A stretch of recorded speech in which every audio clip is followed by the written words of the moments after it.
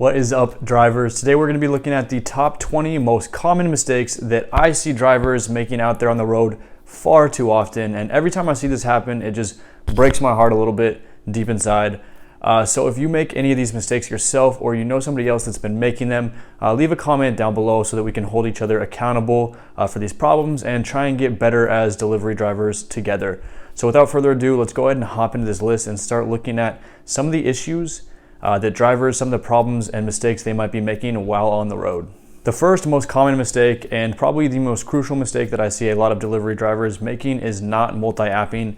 You should absolutely be running multiple apps while you're out delivering, whether that's also mixing in Grubhub, Amazon Flex Instant Offers, Postmates, Uber Eats, your choice, whatever works best for you in your area. You should absolutely run multiple apps at the same time. You got to play the game, and running multi-apps is part of that. Another huge mistake that I see drivers making all the time is approaching DoorDash as a full-time job. You're not going to get full-time hours as a DoorDash delivery driver. Quite frankly, the market is just too saturated, and it's not in DoorDash's best interest to hire on full-time employees. That's why they hire you on as an independent contractor. So you should not be looking at this as a full-time job. If you're looking for full-time employment, please look elsewhere. DoorDash is a side hustle, and you should look at it simply as side money. Caring too much about your acceptance rate is going to hurt you as a driver, because you're going to end up picking up orders that aren't favorable towards you. DoorDash doesn't care that much about your acceptance rate. You can let it go really low and not get deactivated. So keeping it high is really just going to take a hit on your earnings and not going to do you a whole lot of good here. This mistake kind of falls into the same category, and that is taking long distance orders that make you drive far. You're putting mileage on your car. You're going to have future maintenance and repairs because of this. So it makes sense to screen these out and only take the shorter distance offers that come your way and still provide you with a decent payout. Right along with taking long distance orders is taking low pay orders. If the total payout is not enough money, then it's not going to be worth your time to go pick up that order. You should consider multi-apping and finding other apps that are bringing in higher dollar orders, or just finding a new form of employment, because if you're driving for orders that are only a few bucks, then the mileage and wear and tear you put on your car is literally not worth it. You might be getting paid below minimum wage and practically nothing at this point. Bringing someone along with you while you're doing a DoorDash delivery is also a huge mistake, and this could get you deactivated. Now, it seems like it wouldn't be a big deal because you don't have passengers in the car, but it is against the DoorDash terms of service, so don't do this. If someone reports you for it, it could be an easy reason to get quickly deactivated by DoorDash. Traveling to a red zone just to start a shift is another big problem as a DoorDash driver, because a lot of times when you go out of your way to get to a red zone, by the time you get there, it's not even a red zone. And not to mention that this mileage you're putting on your car isn't bringing you in any money because it's not part of an order.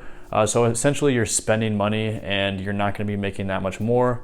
You should really just be avoiding this altogether. Don't chase the red zones, let them come to you. Even worse, I see some drivers out there driving to completely different cities just to start dashing. Maybe their city has become oversaturated and it's too hard to pick up orders there, so they drive a long distance just to get started. Once again, this is a lot of mileage and wear and tear on your vehicle, and when things are getting this grim and you're not able to pick up orders in your area, you need to be looking at other apps, other jobs, because DoorDash might not be worth it at this point.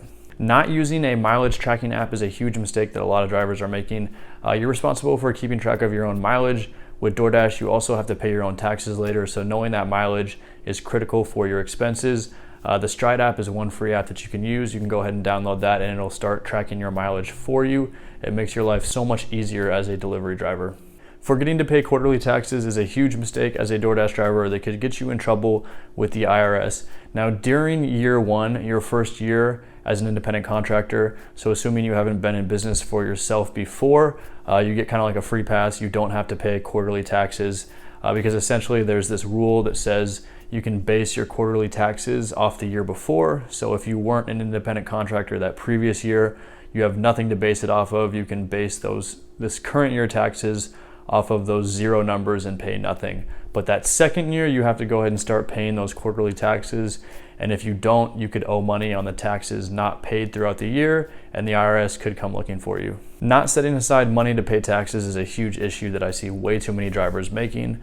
We kind of forget altogether that we're independent contractors and we're responsible for paying our own taxes.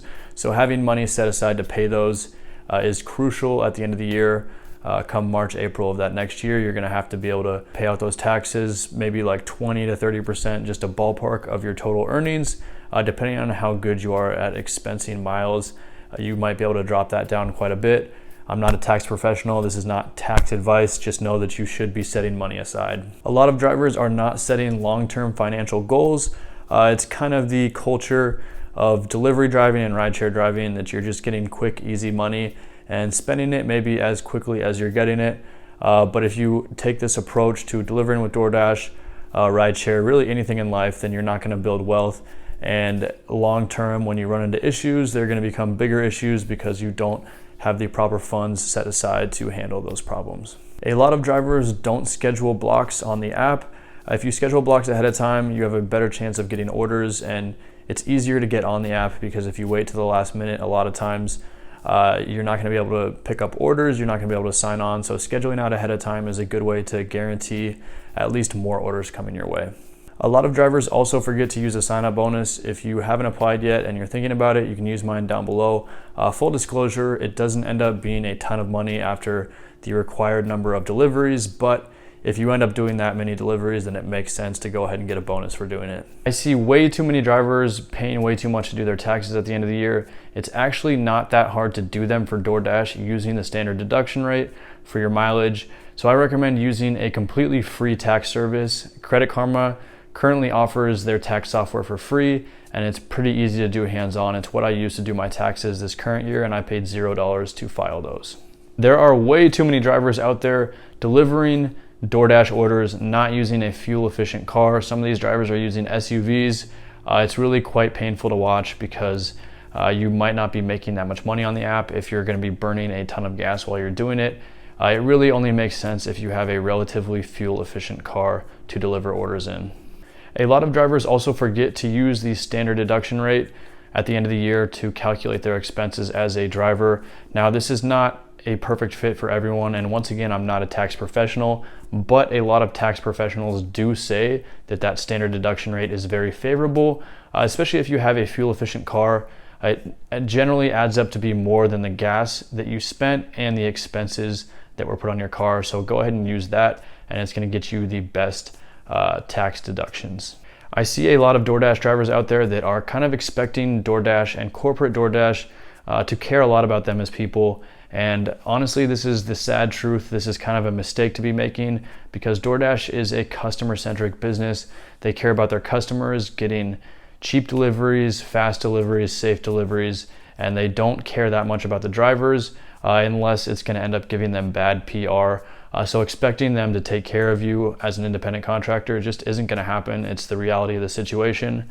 You gotta look at DoorDash as, you know, some side money here or there, or maybe a means to an end if you're working towards another goal, but don't expect them to take care of you in any way whatsoever. There are way too many drivers out there that do not have adequate vehicle insurance with DoorDash.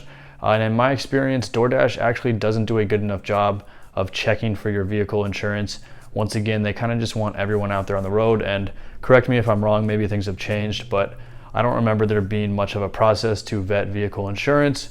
If you are out there on the road driving without it, you put yourself in a tremendous amount of danger.